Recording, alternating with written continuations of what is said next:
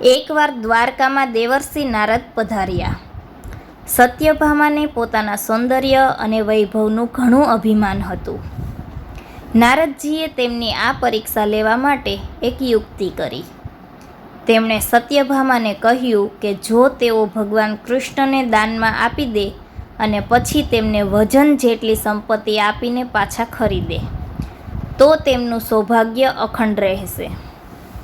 સત્યભામા તૈયાર થઈ ગયા. એક વિશાળ ત્રાજવું મંગાવવામાં આવ્યું. એક પલ્લામાં ભગવાન શ્રી કૃષ્ણ બેઠા અને બીજા પલ્લામાં સત્યભામાએ પોતાના તમામ કિંમતી ઘરેણાં, સોનું, ચાંદી અને રત્નો મૂકવા માંડ્યા.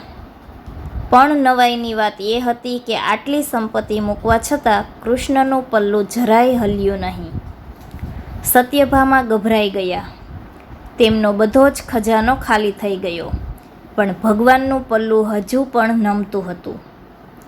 તેમનો અહંકાર ઓગળવા લાગ્યો. ત્યારે નારદજીએ સૂચવ્યું કે આ સંપત્તિથી કૃષ્ણને તોલી શકાશે નહીં. તમે દેવી રૂક્ષ્મણીની મદદ લો. રાણી રૂક્ષ્મણી ત્યાં આવ્યા. તેમણે જોયું કે સત્યભામાએ ભક્તિને બદલે સંપત્તિથી ભગવાનને મેળવવાનો પ્રયત્ન કર્યો હતો. રૂકમણીએ પલ્લામાંથી બધું જ સોનું હટાવી દીધું અને માત્ર એક તુલસીનું પાન હાથમાં લીધું. તેમણે સાચા હૃદયથી કૃષ્ણનું સ્મરણ કર્યું અને પલ્લામાં એ પાન મૂક્યું. જોત જોતામાં કૃષ્ણનું પલ્લું ઊંચું થઈ ગયું અને તુલસીના પાનવાળું પલ્લું નમી ગયું. આ વાત પરથી આપણને બોધ મળે છે કે ભગવાન ક્યારેય ધન કે સંપત્તિથી પ્રસન્ન થતા નથી. તેઓ માત્ર સાચી ભક્તિ અને સમર્પણના ભૂખ્યા છે.